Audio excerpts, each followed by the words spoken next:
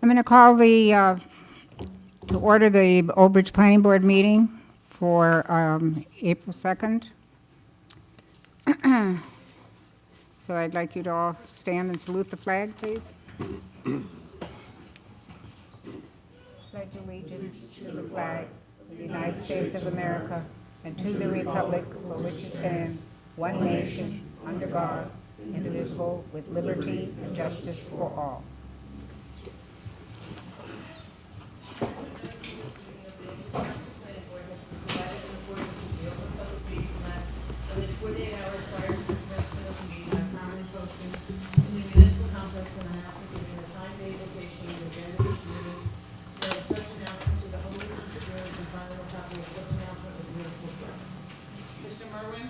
Present. Mr. Lauer. Here. Mr. Mamakis. Here. Mr. Schmidt. Here. Mr. Lenning. Here. Mr. Luca. Here. Mr. Renner. Here. Mr. Chairman Cannon. Here. Ms. Carey. Here. Ms. Swan. Here. Ms. Drum. Here. Mr. Hart. Here. Okay, we have the minutes for March 5th, 2019. Do I have a motion? I'll move it. Okay, Second. moved and seconded. Roll call, please. Mr. Merwin. Abstain. Wasn't present.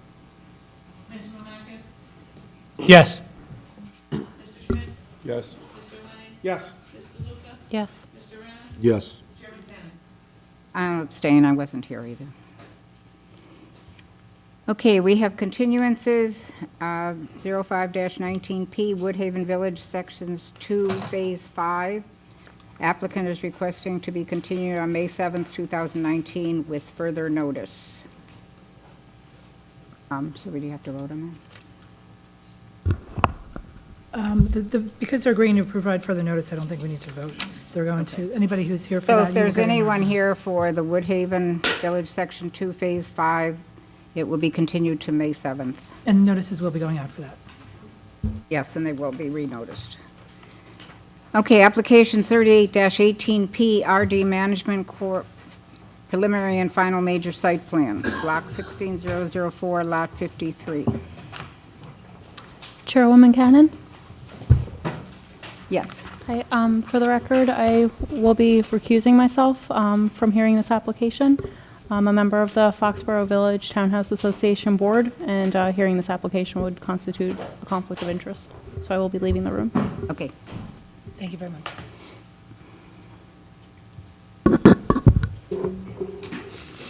I just want to remind everybody that we are being televised and that the television will run till 10 o'clock. We may or may not be finished at that time, but until then, everyone at home can see us that's watching. Okay. Madam. Hello. Hello, good evening, Madam Chair, members of the board, board professionals, and public. My name is Kenneth Pape. I'm an attorney with Heilbron Pape, and I have the privilege and responsibility of representing your applicant this evening. Your applicant is RD Management Corp. RD Management Corp's application is a request to develop a 9+ acre property that's located in the EDO, Economic Development Opportunity Zone, as a retail building of approximately 32,000 square feet, a convenience store, and gas pumps, all of which are... Your mic on? Says it is. Oh, okay. All of which are expressly permitted in the ordinance. And before I begin, if I could ask if the notices that we had provided were found to be acceptable, and does the board have jurisdiction? Yes, the notices were adequate. Thank you. Thank you. This is an application for permitted uses in the EDO zone. The zone requires 3 acres, and it's a 9-acre parcel. You'll hear that there's limited variance relief. There's variance relief for the setback from the highway.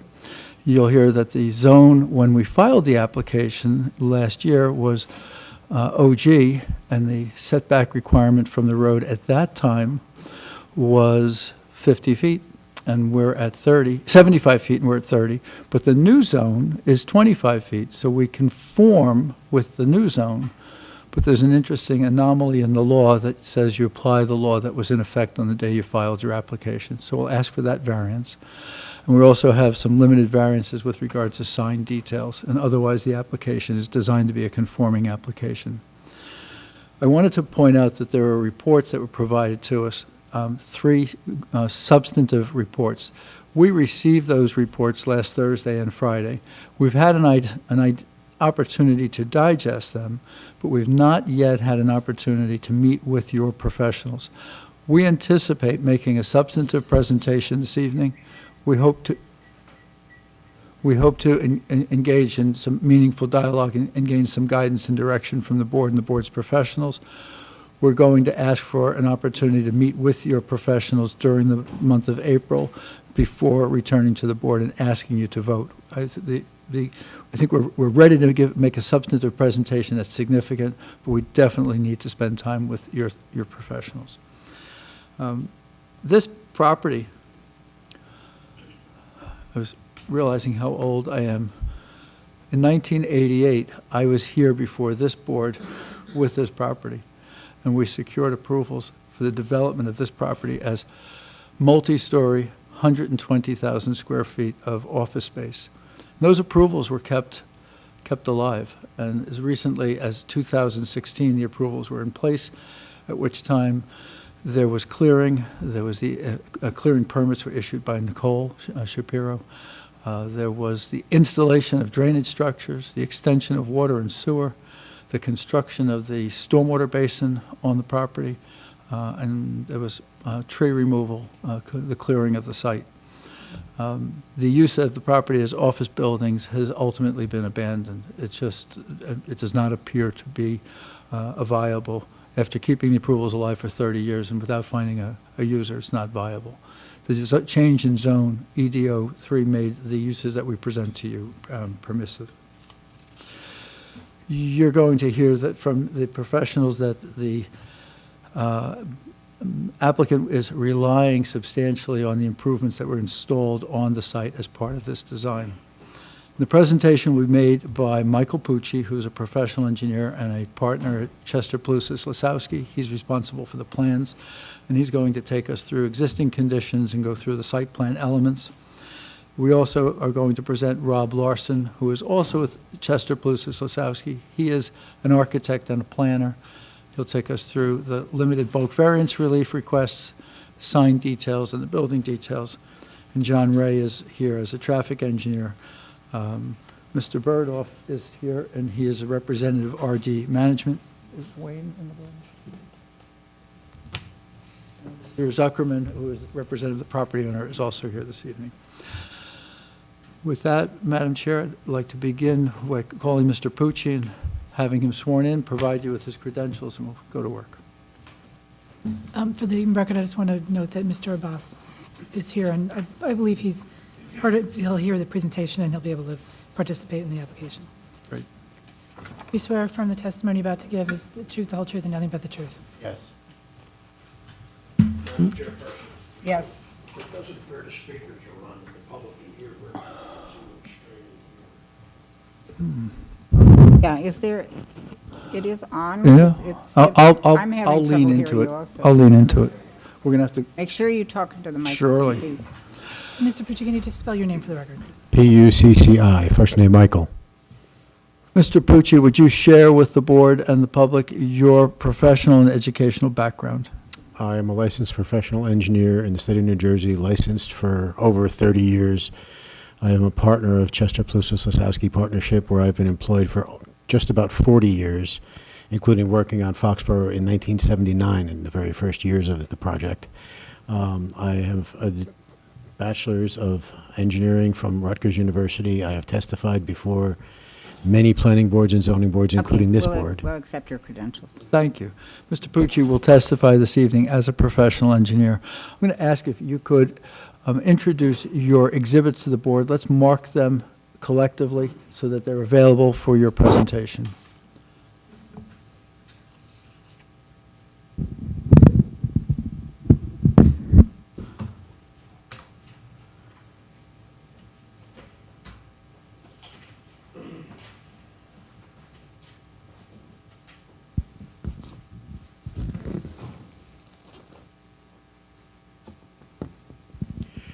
A1 is a regional aerial photograph, or we call it a FAR aerial on the file that has been provided for illustration on your system here. A1 with today's date, April 2nd.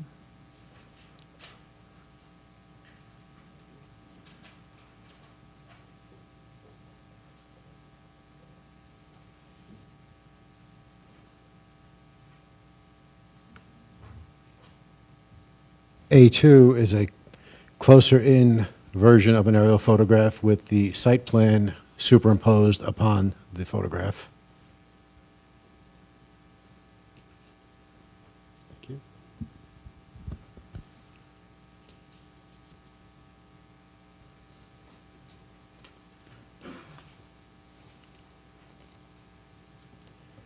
A3, the final exhibit I will utilize, is the rendered site plan that is in the package that is provided to you as part of your review documents.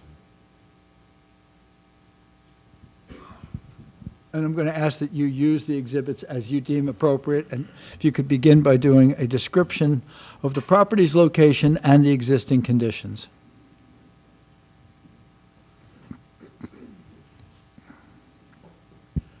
Okay. Using A1, the far away aerial view, or the overall aerial view, the property is block, I believe it's 16004, lot 53, located on Route 18 northbound, shown on this map as the yellow site. It's a 9.323 acre site. It's about 1,400 feet or so long, 440 feet wide or thereabouts. And it exists on the northbound, or the right side, if you will, the easterly side of Route 18, which generally traverses in a northwestern direction in that location, just south of Foxborough Drive. Foxborough being all of these homes you can see in here, which are straddling Trans-Old Bridge/Ferry Road. The hospital a little bit north of us, the intersection with Route 18 and Route 9 a little bit south of us. You could describe the, in my opening, I indicated that there were certain improvements that had been made to the site by our client. If you could describe what those improvements to the site are. Okay, I'm going to switch to A2 to do that. So the project originally received approval back in the 80s, and in the early 90s, some of the utility infrastructure, actually all the utility infrastructure for the site itself had been put in place. That included, what you see here is a cleared area to the south end of the site. That is an existing detention basin that was put in back in the 90s. At that time, also, all of the sanitary sewer facilities for the then anticipated development were placed. So there are sanitary sewer pipes in the site today that will be abandoned. However, the connection from the sanitary sewer facilities, which run out to Ponderosa Lane, that will be utilized, and the connection will be made on-site. There will be no disturbance whatsoever off-site. The pipe is on-site, and we will just merely cut the pipe and remove the existing pipes that are in inappropriate locations for today's plan and route new pipes to that connection point. Quite similarly, the detention basin that was placed back in the 90s had storm sewer systems feeding into it, again, generally sloping to the south because that's where the lowest part of the site was. That existing detention basin will be reused as part of this development.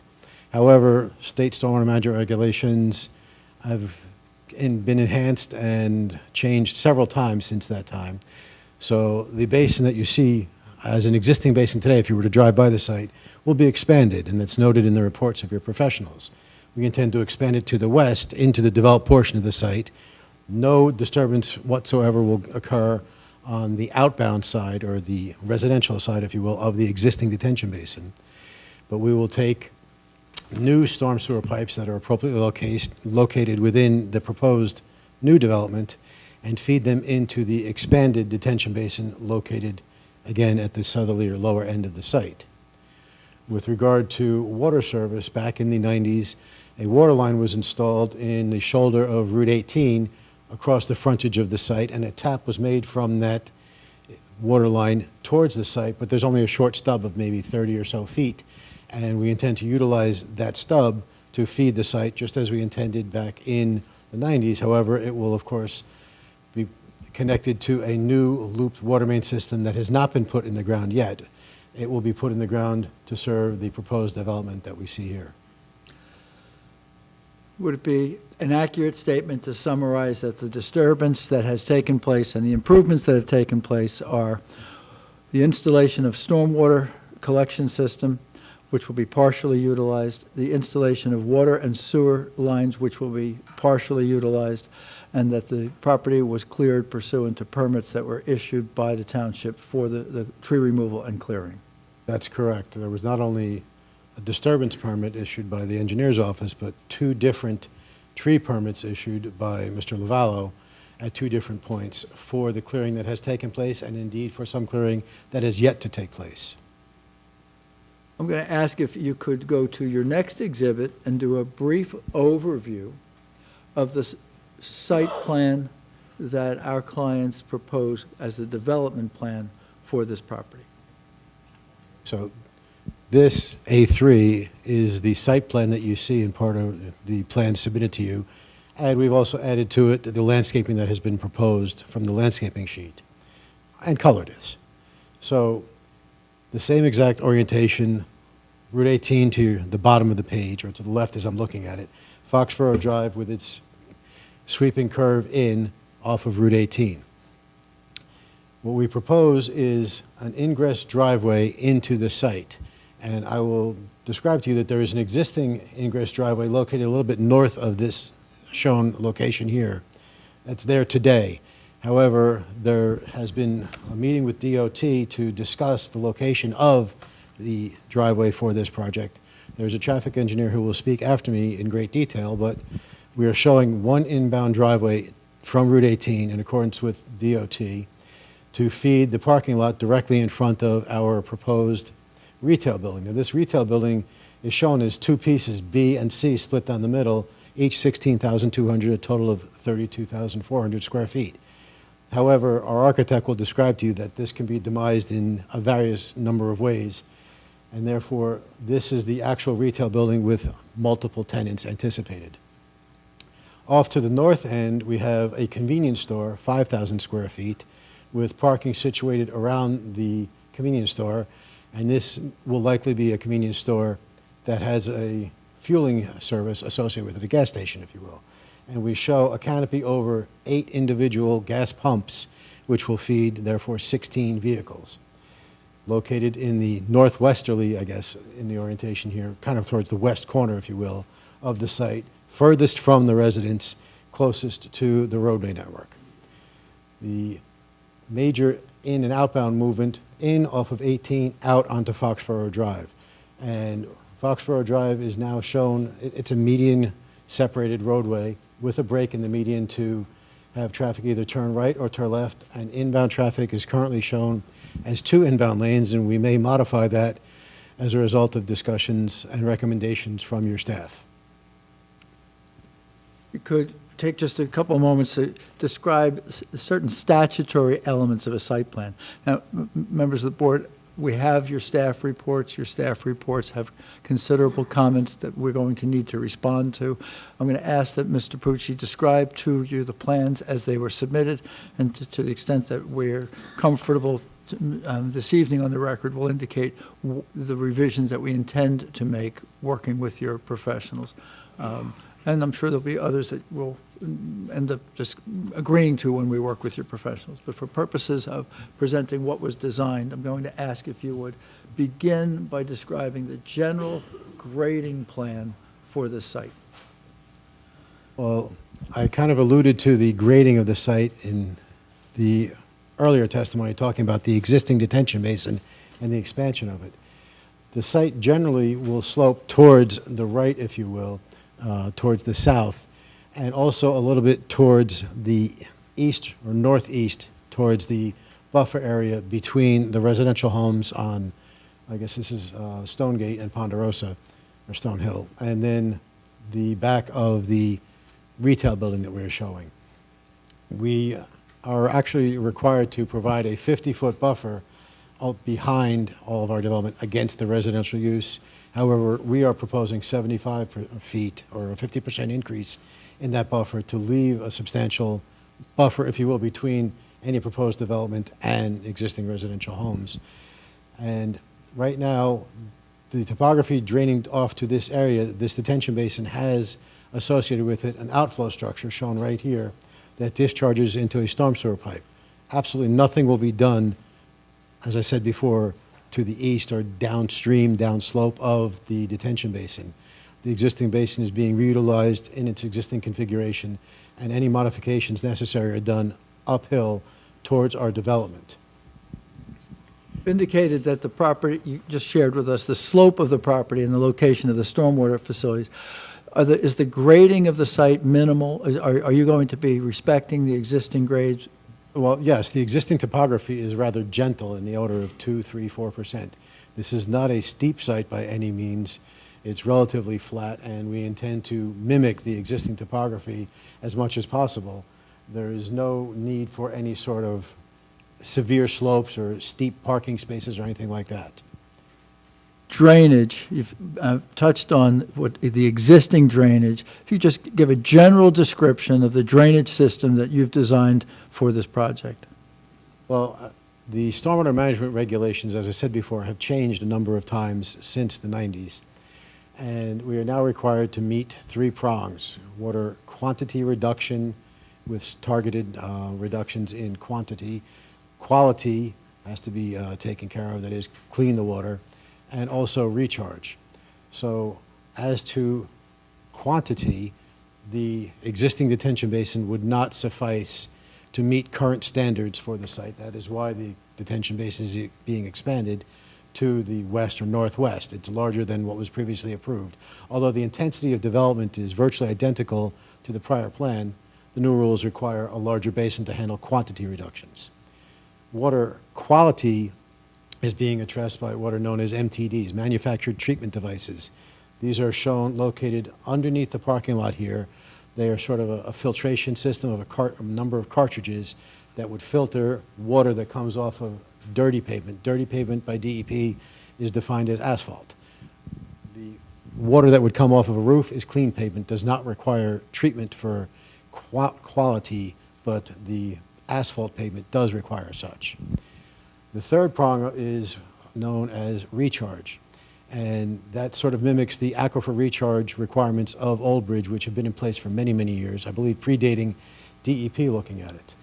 We had submitted an aquifer recharge assessment report as part of the application materials, and it documented that the existing soils, based upon not only soils information published by Soil Conservation Service, but by actual on-site testing, justifies that there is no permeability or aquifer recharge occurring on the site today, and we had asked for a waiver from providing aquifer recharge as a part of the prior approval, and it continues with this approval. We have also filed applications with the state, wetlands applications, which include documentation that there will be no possibility of aquifer recharge or recharge itself on the site, and that's also included in the stormwater management report reviewed by your professionals. This drainage system that you've designed, I think it's important that you state on the record, it is designed to be compliant with the municipal requirements for all stormwater regulation and the DEP requirements for all stormwater regulation. It is, and the review letter from your municipal engineer, actually from Mr. Dargy, who is your consulting engineer, does note at 4 separate points that all of our stormwater management designs meet all of the required criteria. You all have an obligation during the month of April to meet with Mr. Dargy to address his 16 or so technical comments with regard to the stormwater management. Are you comfortable advising the board that you can and you will address those requirements? Absolutely.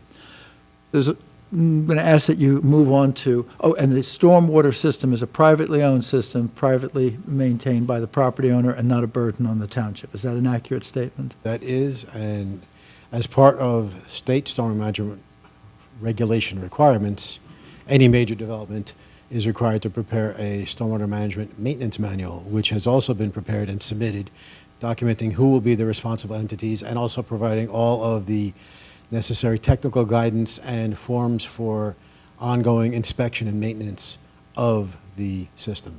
I'm going to move on to parking, and The total number of parking spaces shown on the plan currently, I believe, is 199. Is That is that correct. correct?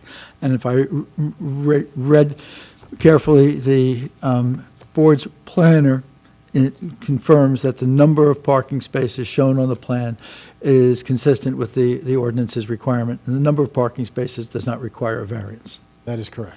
There are also some suggestions in other reports, I think Ms. Drum's report, indicating that some of the parking spaces should be removed. And we've gone over that internally.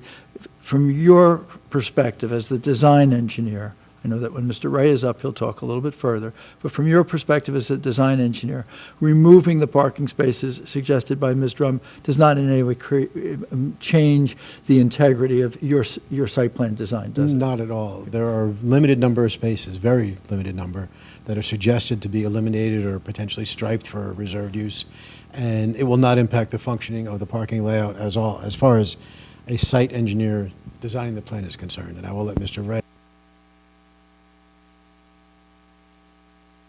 Similarly, Mr. Ray will speak more completely on the on-site circulation, but I'm going to ask if you could, just for the benefit of the board and the public, take us through the circulation lanes on the property and give us a sense just of how the vehicles entering the site, cars, trash removal vehicles, and delivery vehicles would traverse the site. Cars are easy. Cars will either enter in from 18 North Island, or if it would not make much sense, that they have the option to make the right onto the Foxborough Drive and then come down. Residents of Foxborough would come down Foxborough Drive on the outbound side and come to the median and enter into the site in this circulation lane in the back. So if you were to enter off of 18, the predominant entry lane that is significant, there's a drive aisle right in front of you with parking associated with the retail use, both to your left and right. And then if you were to come in and make a right, there is a drive aisle that goes entirely around the entire building out to the outbound egress driveway. If you're entering off of 18 and make the left across the front of the site, you can now enter the garage or the gas station bay area to fuel a vehicle. Or you can continue past there and enter into the parking field that surrounds the convenience market, the smaller retail building, 5,000 square feet over here. That's the car. Very simple movements in any. Excuse me just one moment. Does he have a light pen or something? Because the public can't see what he's doing. Oh. Maybe we use on that one? Yeah. Does that work? I mean, I think if you could put it up there or something. I don't- So, Yeah. entering off of Route 18 here, vehicles can enter the entire parking field here, regular passenger vehicles. There is this drive aisle that comes right up to the top, left or right at the building, left or right in the middle, or left or right down near the highway.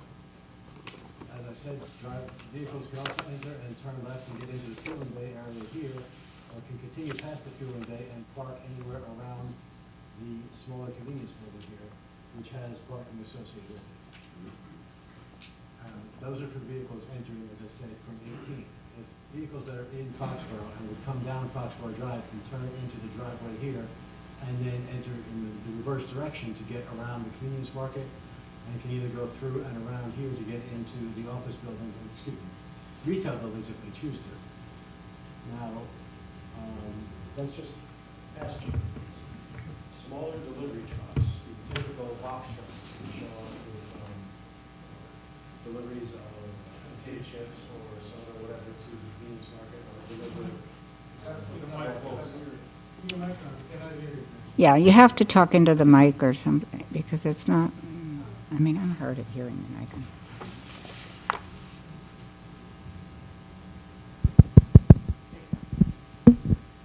Thank you. Yeah, it's better.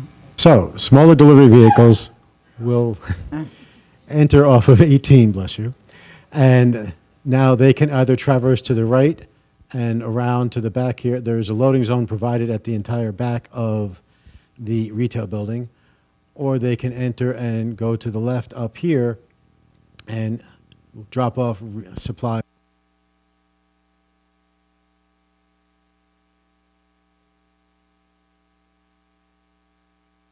garbage truck stopped.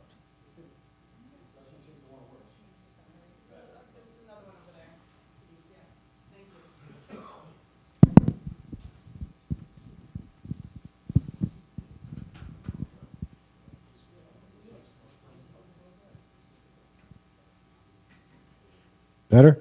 Okay.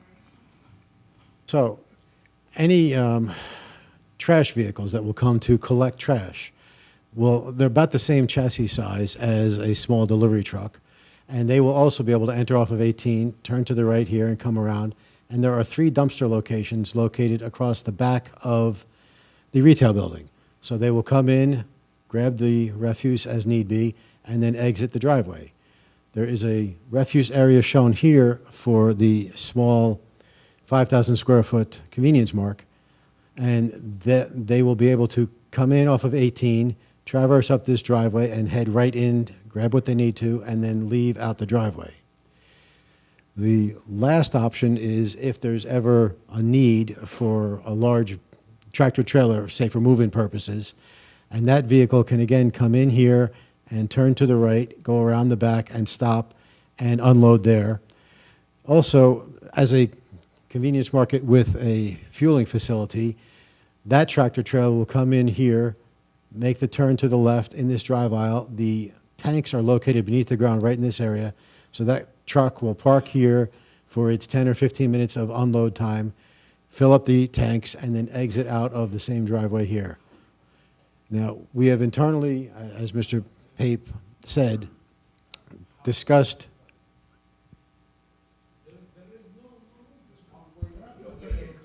There will be a time for you to ask questions. Let him Yeah. get through the presentation, and then we'll have you come up. So that way, he may answer your question as we go through, so wait till the end. Let me ask you, with regard, first, Mr. Hart's report indicates that the trash enclosures behind the building are too close to the building and might have to be relocated further away from the building. The same circulation pattern would apply if there was a 20-foot separation between the trash enclosures and the building. What you just described still would be applicable?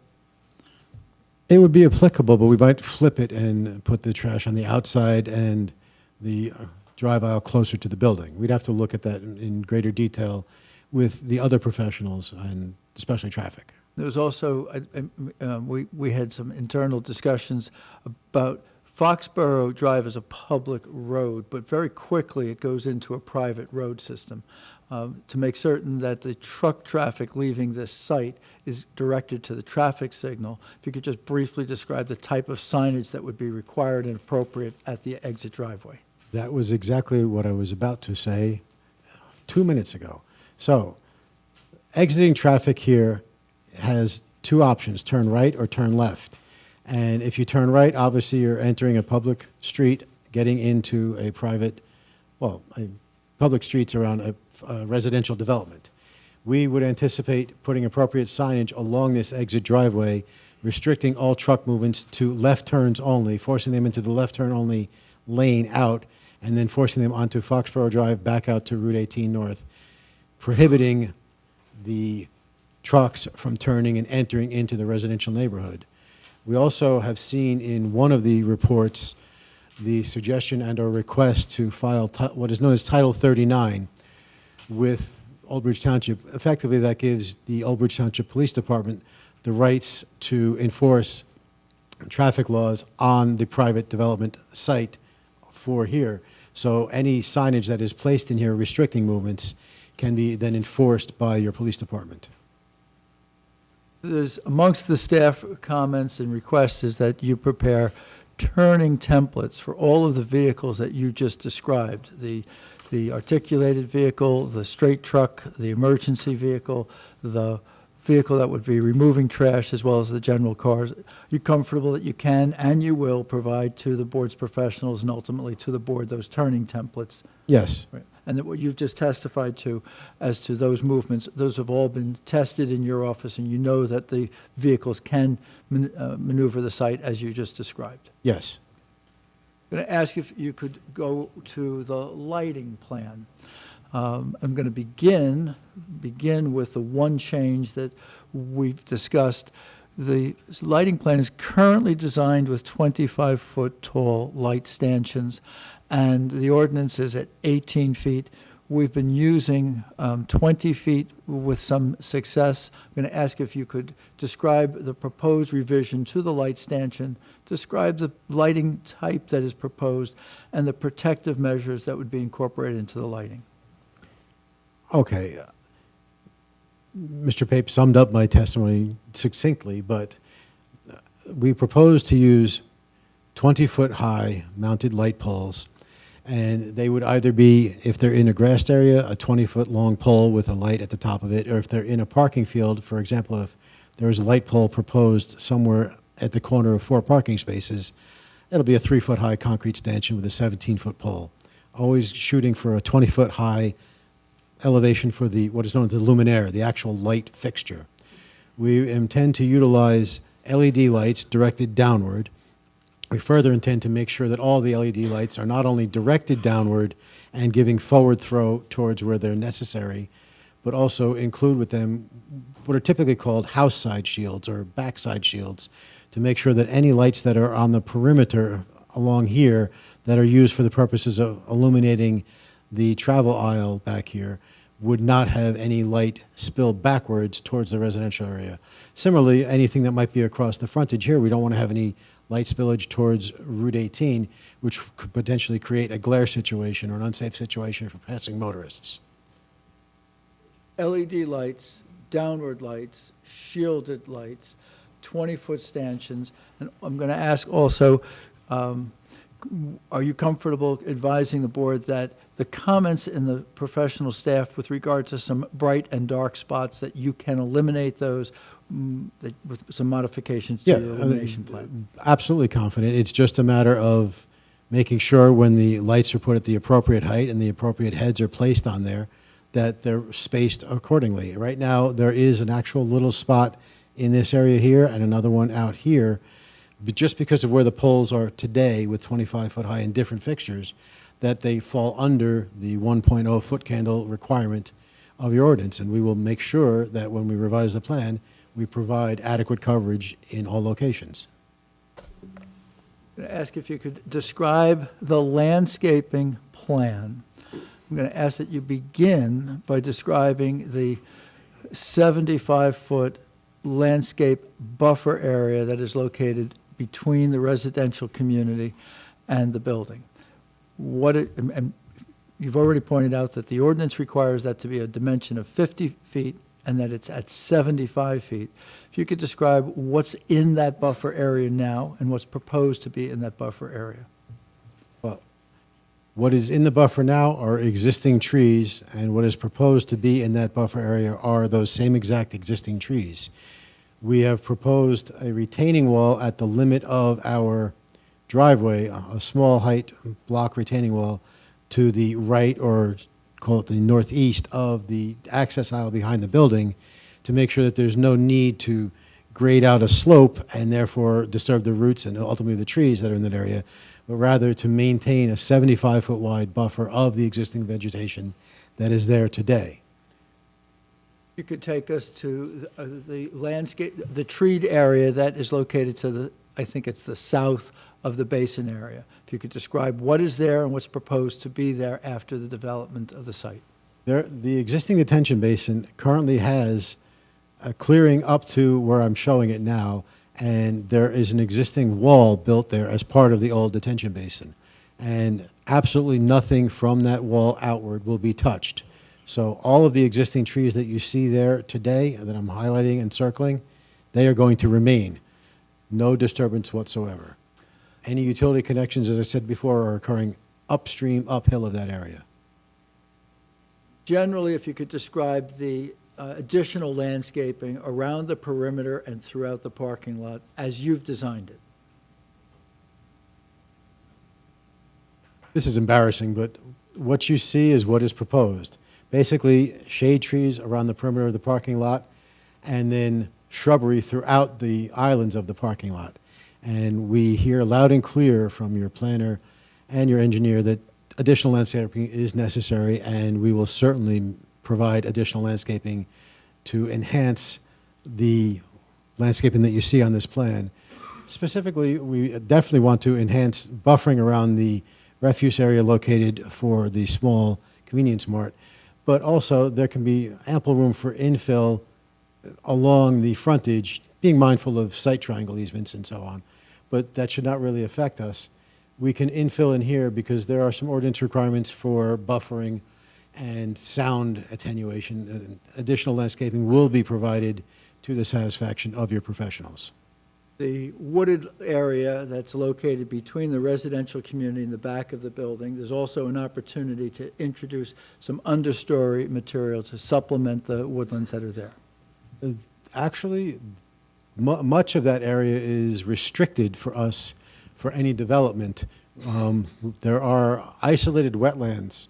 As I mentioned before, in preparing the aquifer recharge assessment for the project and the site-specific analyses that was done here for geotechnical, found that the soils are not permeable, and there is an isolated wetland area up in here that was not there many, many years ago. Just the soils that are on site, ponding of water, has created an isolated wetland. So we are going to fill a small piece of that isolated wetland. It's part of an application that has already been filed with the NJDEP for wetlands permitting. So to do any additional disturbance in that buffer would require additional DEP permitting, and DEP does not generally look favorably upon disturbing an existing vegetated buffered area to place more vegetation. So I would respectfully say that we should not be disturbing this area anywhere that there is an environmental restriction against it. If we could move on to the status of the outside agency approvals and permits. You've been working on this site for some time. What are the approvals and permits that have been secured for the plan that's before the board? There is both, well, preliminary approval for both sewer and water from the OBMUA has been granted. Tentative approval has been filed September 27th of 18, and if it hasn't already been issued, then it's just a matter of the resolution being provided to us from Nancy at the OBMUA. We cannot file for final sewer or water approval until such time as this board would potentially give any approval, because we need to have a planning board approval or zoning board approval before seeking final OBMUA approval. The Middlesex County Planning Board has given a conditional approval of the project. I believe it's October 18th of 2018.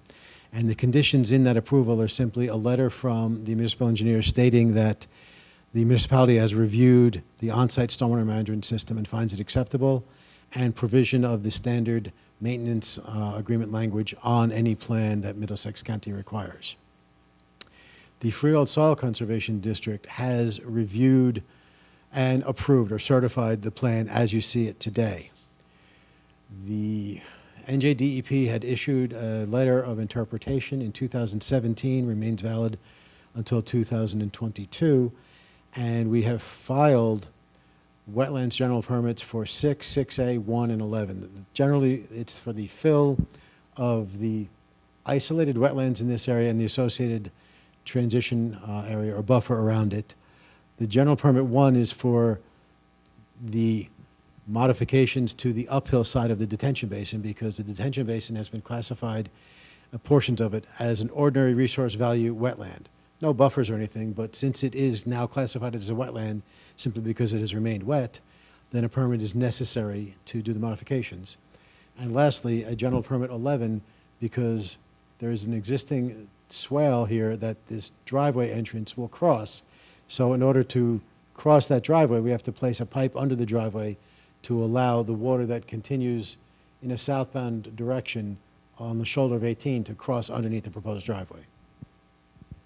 How about DOT? I know that the DOT application has not been approved, but there have been meetings with the DOT.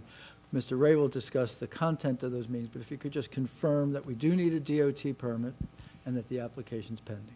Yes, the DOT permit will be necessary not only for the driveway entrance, and Mr. Ray has met with the DOT about the driveway at location, et cetera, and the change from the existing location a little bit north of us to here, but there are also requirements necessary. Right now, northbound 18 has a left turn slot right in here to make a left, and we're going to place a mirror image of that so that southbound 18 here will have a left turn slot to allow an inbound movement to Foxborough Drive. And there will be some associated signal timing modifications along with that, all of which will be presented in detail by Mr. Ray. If I may, by way of a summary, there are outside agency approvals and permits, and you've just taken us through the complete list. And each and every one of those outside agencies, an application has been filed, and in some the applications are pending, in some they're partially approved, and some they're conditionally approved. The county has a conditional approval in place. The Soil Conservation District approval is in place. The DEP wetland approval is in place. In The process, oh, DEP general permits are pending. correct. The DOT application it was a pre-application and is pending, and that the utility approvals have been granted through preliminary and tentative is pending. Is it tentative is either pending or possibly already in hand? So, and that is a complete list of all outside agencies. Yes. We received, Madam Chair and board members, we received a total of 4 reports from the professionals. We received a report from your traffic engineer, from your planner, and your consulting engineer, and one from Tom Hart, the fire marshal. We've spent some time, we received them on Thursday and Friday of last week. We met yesterday and again today to go through them. We anticipate that we'll spend a good deal of time working with your professionals to go through the details. If requested by your professionals, if there are any particular details that they would ask us to address this evening, we could, but I think we may all be better served and our time more efficiently used if we met with them first and before going through the technical elements. I have nothing further of Mr. Pucci on direct this evening. I do anticipate that he'll be presenting the revisions to the plan based on the meetings with your staff when we next meet.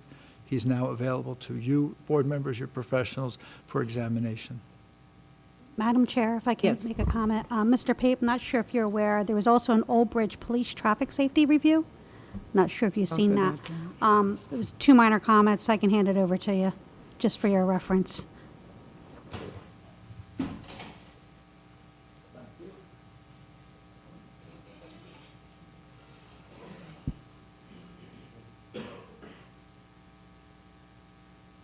Okay, Thank you. Ms. Swan, do you have any comments or questions or clarifications that you want to talk about today? So I did review the plans, and I have an extensive memo issued on it, and I'm sure the board members have a copy of that memo.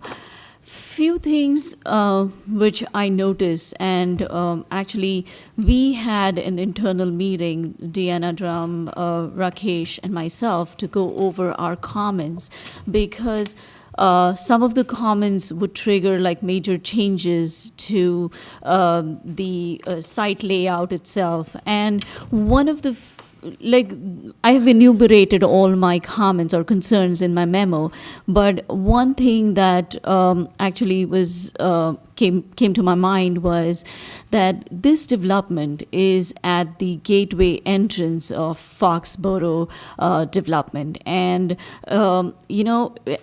as a planner, when you are looking at the gateway entrance, do you really want to see a gas station at the entrance?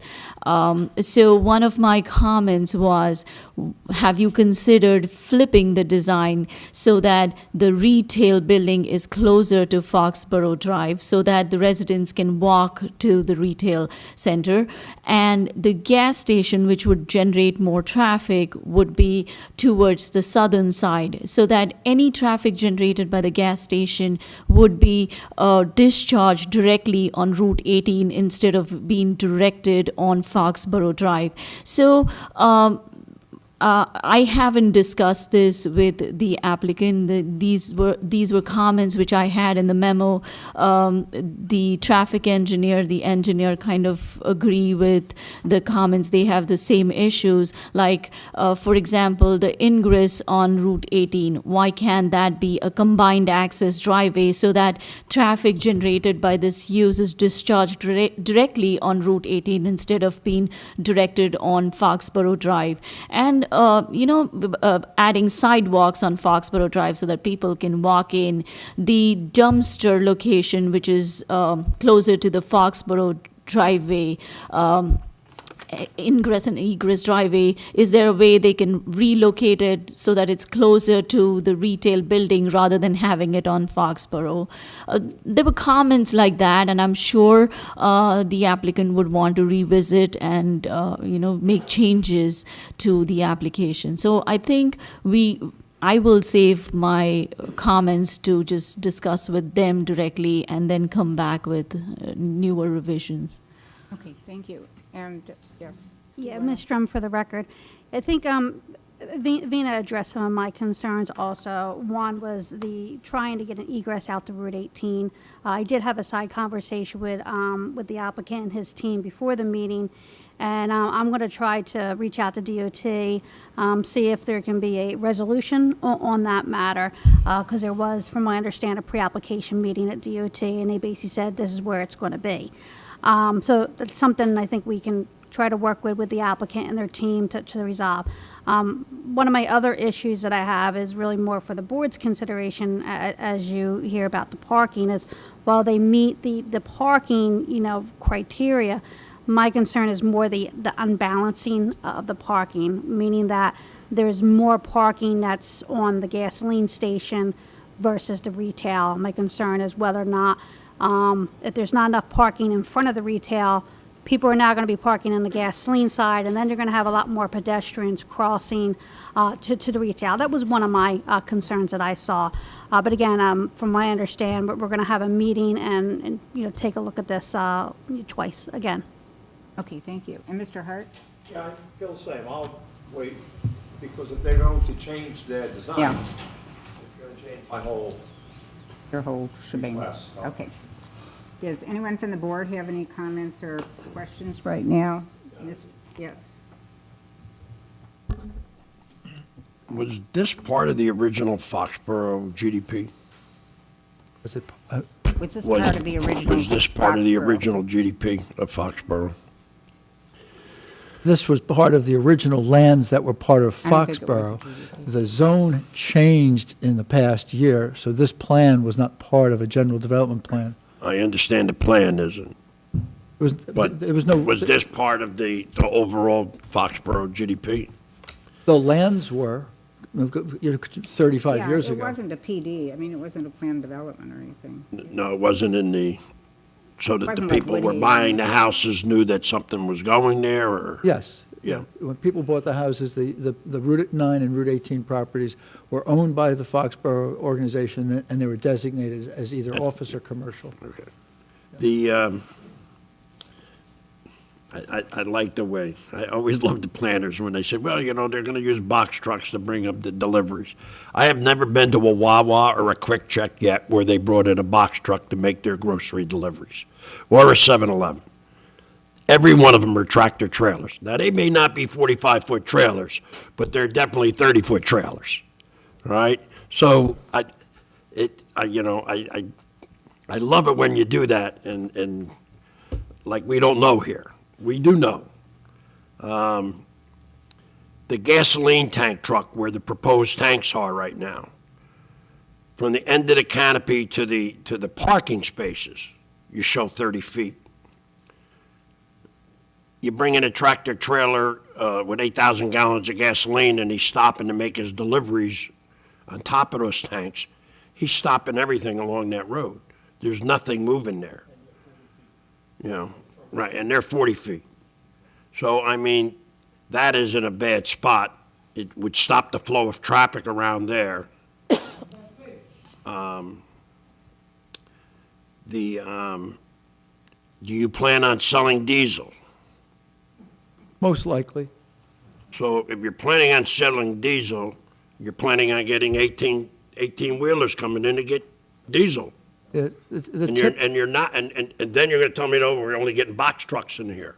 If you're gonna sell diesel, you're not gonna do it just because there's a couple of Mercedes have diesel engines. You're gonna sell diesel because you're expecting tractor trailers to come in and get gas. Yeah, the typical car-oriented fueling station, which is what this would be, would have the 1-inch distribution pumps. They're the low-flow pumps. They're not the 2.5-inch distribution pumps that are associated with those vehicles. It would take to fill a tractor trailer or a diesel truck, it would take them 45 minutes to be filled, and we don't expect that the traffic. As all of the Wawa, Quick Check, Royal Farms, Raceway, 7-Eleven facilities all use the same pump, and that's why you don't get that activity. And I'm glad they brought about the disproportionate parking, because it was one of my observations here. What are the number of stalls on the gas side, Building A? Do we know that? He said eight. I believe, Deanna Drum, I believe it's 77 that's on what I'm going to call the leased area of the gasoline station. Okay. It's approximate. And the other side would be what? The balance of approximately 120, 122 ballpark. Because I see a lease line there. Does that affect the parking? No. I mean, are the parking that are by the shopping, the retail part, all added in the calculation there, or? Yes, I mean, when you take a look at the parking supply, you add everything up. And that's allowed, or? Well, there's a different, So the application meets the township's parking requirement, but I have raised concerns over how practical that parking count is, because in the past, when similar developments have come, we have put in a stipulation that only a certain amount can be restaurants, because those are the ones that really attract more that require more parking. So that there is a comment, technically, they do not need a variance because they meet the land development ordinance criteria. Okay, you done, Mr. Merrill? I'm done, thank you. Okay, anyone else have any comments from this side? Yes. So a couple of questions. Shoulder on Route 18 is what width? Is there a shoulder there? I mean, I drive there a lot, but I don't realize. There's a shoulder there? There's an existing deceleration lane that will be discussed by the traffic engineer. So one of the concerns I have is, this is the first actual gas station coming north. And what we see on Route 9 at the Wawa is that the tractor trailers or dump trucks stop and park right on the road because they can't get into the Wawa because they can't maneuver around that. The other Wawa on 34 has lanes available for tractor trailers because tractor trailers are going to pull in there to get to that convenience center. So the long lanes are there for the tractor trailers. So how, number one, will you prohibit tractor trailers from going in there because they're coming up as the first gas station or the first convenience center they're going to get to? So those are my concerns. I'm trying to get into Foxborough to come around the back, and them sitting on the shoulder for this location. So my understanding that from what you stated just before is that it's a smaller type of gas station where it's not like a the quick pump- check? No, No, I understand the yeah. pump size. No, it's not small. It will be a regional or national branded company. Right, so how is it going to accommodate the tractor trailers that will pull in there and decide they want to pick up a bag of potato chips? Where do they park those vehicles in there? Okay. That's the question that I have. Traffic engineers coming up, and we Okay. got them. The second question I have is, can you identify where the trash receptacle is? Because on these smaller diagrams, I can't see them. There's a total of 4. Mr. Hart is asking that they be, at least 3 of them be relocated, maybe all 4 tweaked, but if you could just take us through the 4 dumpster locations. As I mentioned earlier, there's an entrance off of 18. You can turn right and go around the back of the building along this drive aisle. And this drive aisle is extremely wide so that people can use the back area paved against the building for loading. Plus, there are 3 separate locations, one right at the southerly end, one in the middle, and one at the northerly end, where there are dumpsters located behind the building.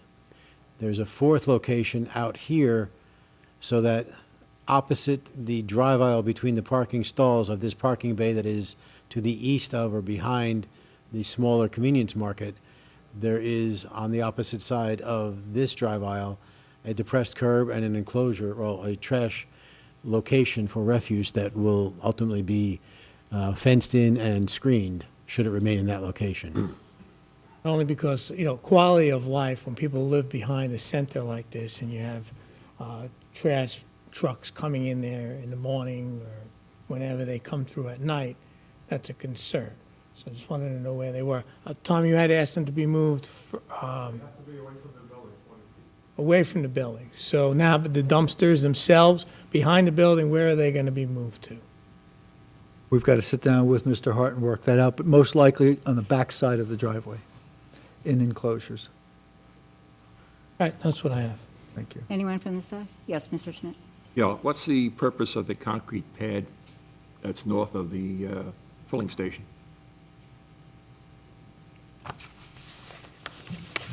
You mean this pad here? Yeah. That's where the fueling tanks would be. The fuel tanks underground would be located and covered with concrete. That's, as I had indicated, the fuel truck delivery would stop in this area right over that concrete pad and drop the fuel into the tanks. Anyone else from this side? Okay, I would just also, in our planner's suggestion that you look at flipping the site seems to make a lot of sense to me, because I think you're just generating a way too much traffic onto Foxborough Drive, especially since it goes into a private street. I think it's just going to be confusing and difficult, especially the bigger vehicles. And I think by flipping it, you'd get the gas station, so it would be forced, people would be forced to be using 18. And also, I have the same concerns about the parking on the road, because I know which there isn't even a gas station there, but where there's a Dunkin' Donuts up on Route 9 by Gateway Plaza, the tractor trailers park on the highway there, and you can't see to get in or out. I mean, and they're doing the same thing. They're running it to get donuts. So it's a real problem. And this would, I think, just as you say, since it's the first gas station or first convenience store you come to, I think it would be a real draw for that kind of thing that really have to be controlled. So I'd like to open it up to the public with the understanding that the board is not going to take any action tonight. The professionals are going to meet with the applicant, and there may be changes made, and so you obviously have an opportunity to comment on those changes, but it would be good to get your input at this point. And so if you could basically try to address your concerns and your questions to the testimony that was given, not just general comments, but to specifics that were given in the testimony, we would appreciate it. That would be most helpful. So is there anyone from the public? Yes. If you come up and give your name and address, please. Where's it? Is this a good one? Okay. Stephen Backman, 17 Stone Ridge Road, Old Bridge. I am one of the property owners directly in back of this. Okay, my lot number is number 50. This is 53, so it'll give you an indication of how close I am. And we have some other people from the block. The whole problem here is the gas station. I don't think you'll find any residents that are going to object to having some retail space there. The gas station is going to be a 24-hour situation. The points that you folks brought up are absolutely great points. You look on Route 9 where the tractors can't get into these places. There's no way to get out. They park on the main highway. For whatever reason, these are not enforced by the police department, whether by choice or whether there's just not enough staff or whatever it is, but it does create a tremendous hazard. The other thing, which is more of a major issue, is the water situation. I've been living in Foxborough since 1985. There's been a drainage issue since day one. I'm not exactly sure who from the town was involved, but I know that the original builder had to correct some sloping and things of that nature. But I can tell you, in over the years that I have lived there, every time that lot has been cleared, which has been more than once, it's been several times that lot has been cleared, and then it seems to like nothing happens for a few years. I don't know if this is the fact that's actually happening, but it's like the groundwater is raising because there's no vegetation to absorb the water. If I would like to have either one of these two gentlemen walk through my backyard and see how much water is there right now because this was recently cleared. The presentation, while well choreographed, and you have two gentlemen on the same side asking each other's questions to present to you all the positive things, the reality is it doesn't work. The sloping that was done by Bertram Builders, who was the builders of Foxborough, never worked. We've had to invest thousands of dollars on our own to have our backyard sloped, and we put vegetation in our backyards, taking up our own space, and it's still not enough. Okay, you'll have a chance. We all, on our side of the street, have two sump pumps. They are cycling every 3 to 4 minutes. It is a huge issue. It cannot be ignored. Something needs to be done. The existing drainage simply does not work. Part of the problem is, aside from the sloping, is that the ground has a tremendous clay content. So when it rains, there's no absorption. That's just that. Pardon my rough notes here, but when I was listening to this, I couldn't write fast enough.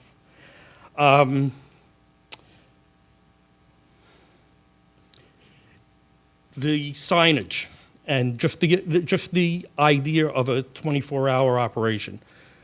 We had issues with the Walmart, which is very close to this. In my house, when I sleep with my windows open, Walmart has landscapers coming in at 2 o'clock in the morning doing their landscaping. We've called the police many times. You could check with the police. You can see that there are many calls over the summer for this. To have another 24-hour operation that close to a residential area is not good for us. It's not good for the town. As soon as that gas station goes in, I don't want to just make a flat-out statement, but I guarantee you the house values on Stone Ridge Road is going to go down in the toilet. We don't need it. We don't want it. There's more than enough gas stations around. You could see the volume that Wawa does, which is down on Maple and 18. The volume there, we'd all like to have 10 cents for everybody that pulls into that place. This will be the same thing, and you're absolutely right. It's the first gas station from the shore. It's going to be a place where there's going to be a lot of activity. We don't need it. We don't want it that close to a residential area. And the idea that these gentlemen are even thinking about an egress onto Foxborough Lane, Foxborough Drive, is just the idea of that this conversation, rather than this choreographed presentation, should have been with the homeowners, not with you folks. Foxborough Drive, for those of you that are not familiar with it, you can barely get a truck down it. We already have people, truckers, that are lost, and they try to make the U-turn in there. They can't do it. They're constantly going over the median. We're paying out of our homeowners association to repair that median. It's not there. And as far as the signage goes, do you really think anybody follows a sign?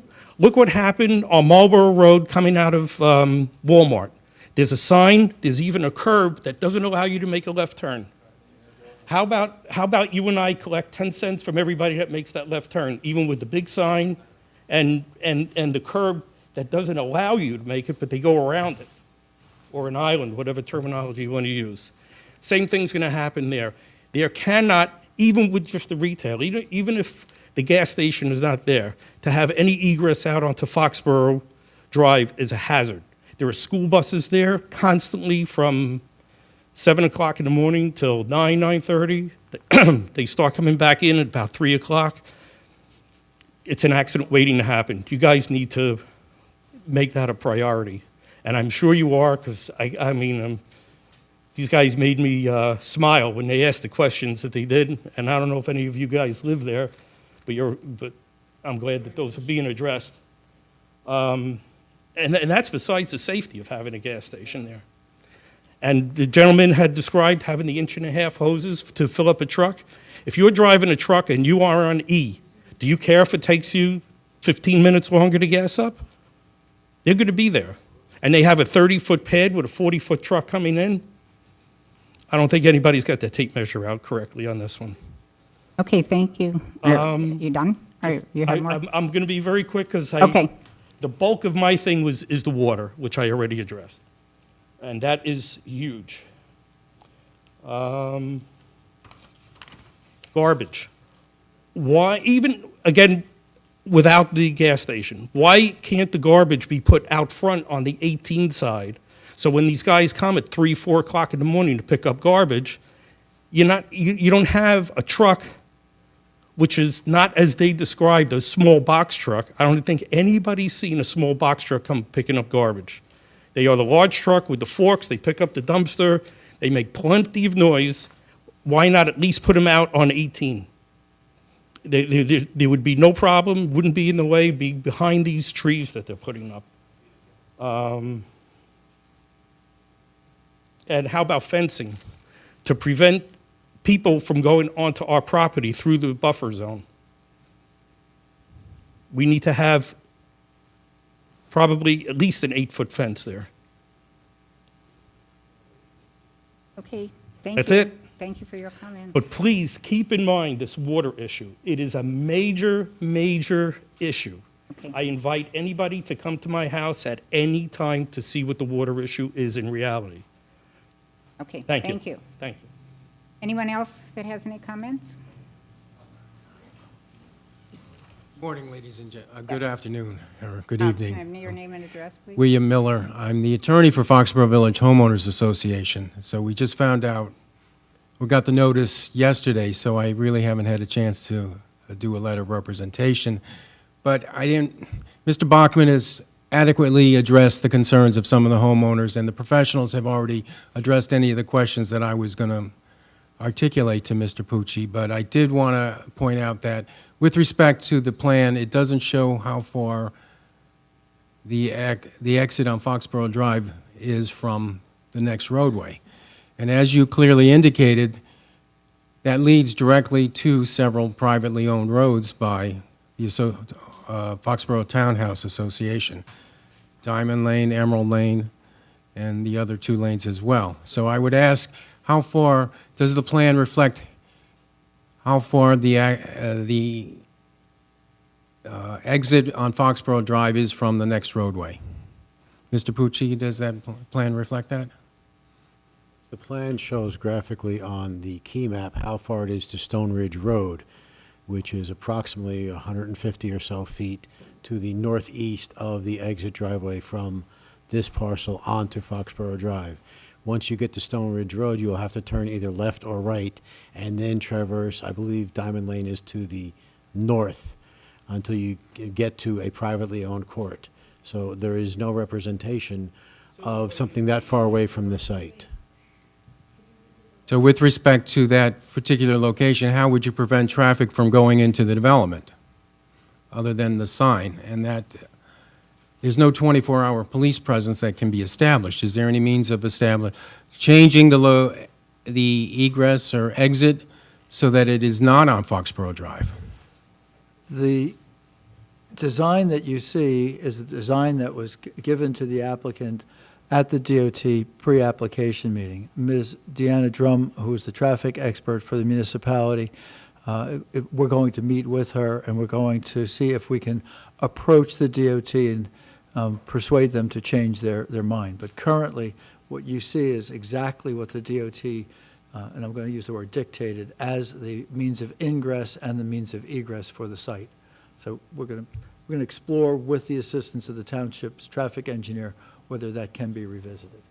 Now, based on that representation, I do have Mr. Pape's agreement that he'll meet with the Foxborough Village Homeowners Association Board of Trustees to further discuss that, so I would defer any questions until we have that opportunity. But the final question would then be with respect to the existing, the wooded area. Do you know how the height of the trees in that particular area? It's what's there now. I mean, does it adequately protect so that the illumination from the signage is not going to be a constant bane of discomfort to the residents on Stone Ridge or Ponderosa? There'll be some modifications to the plan based on the staff comments. I'm not certain if there's any request for modifications in that area, but I'll be prepared to discuss it when we meet with the association trustees and your office. Because if it's 75 feet, then the signage for some type of development like this would be something that would be constantly in the backyard of the unit owners that reside there. Again, I will defer any further questions until we have the opportunity to meet with the All right. representatives of the development. But thank you for the opportunity. Anybody else from the public?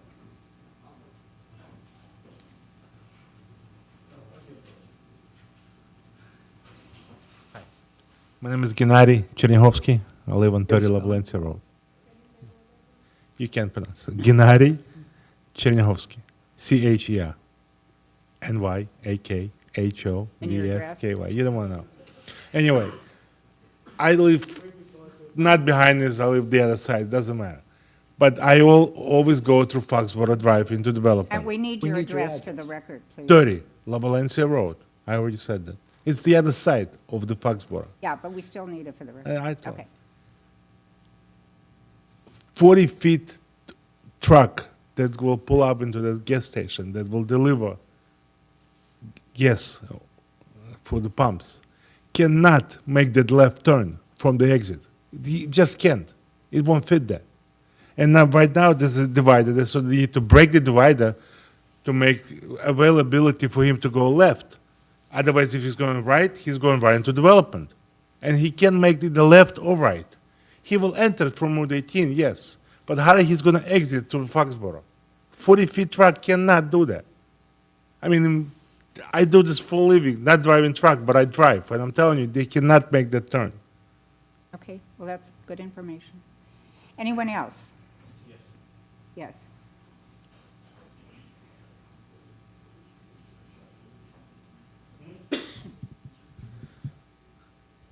Jason Name and DeLuca, 52 Emerald Lane. I live in Foxborough.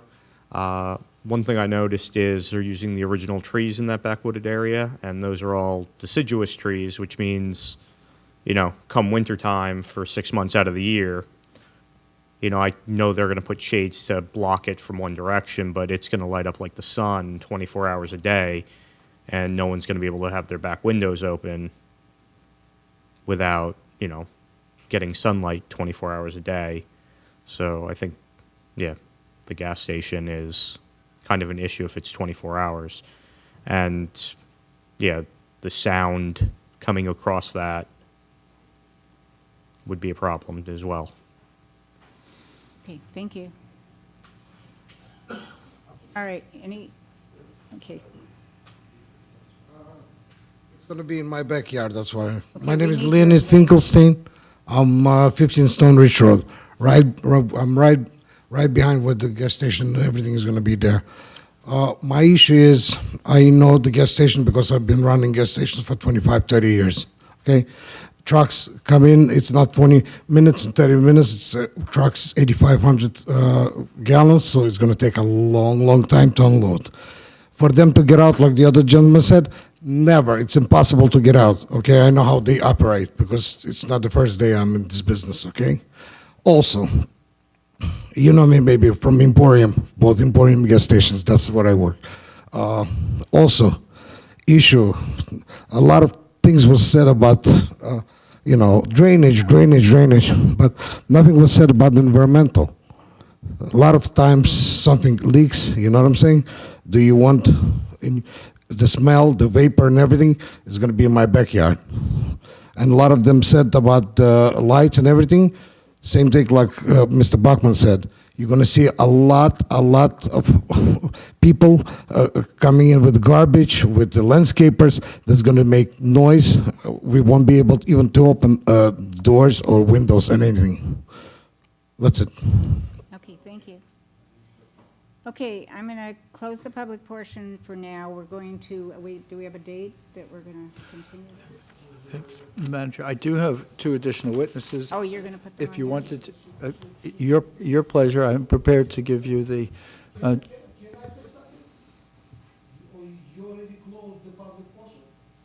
I closed the public portion for now. If there are going to be more witnesses, you'll get to, excuse me, if there are more witnesses, you will get a chance to talk and ask them questions. We're just deciding whether, what are the, do you think it's worth having additional? I think we should just hold off till we meet and then put up the testimony. I may, Madam Chair, if I could have 5 minutes with my client and our professionals, I'll be prepared to respond to that comment. Okay, 5-minute recess? 5-minute recess. Thank you.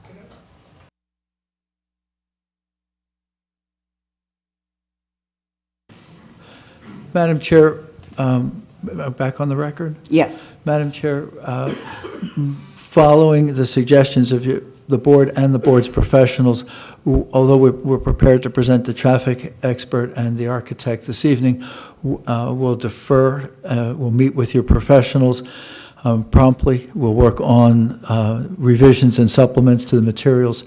We would ask that you carry us to May 7th, without the requirement of renotice or republication. I do know that there are other matters on the agenda that evening. We hope that there'll be adequate opportunity for us to be heard that night. And we'll take our position in the queue. Okay. So for the public, they're not going to continue this evening, as you can tell from what was going on. There are some requests for changes that have been made.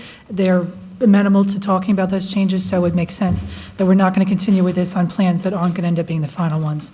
So they're going to go and make those changes and come back on May 7th. Okay, we do have a couple things on the agenda that night. We hope we will get to them on the 7th. We may or may not. So if you want to call ahead before you come down on the 7th and double check. But at this point, we are hoping to get to this again on May 7th, okay? Okay.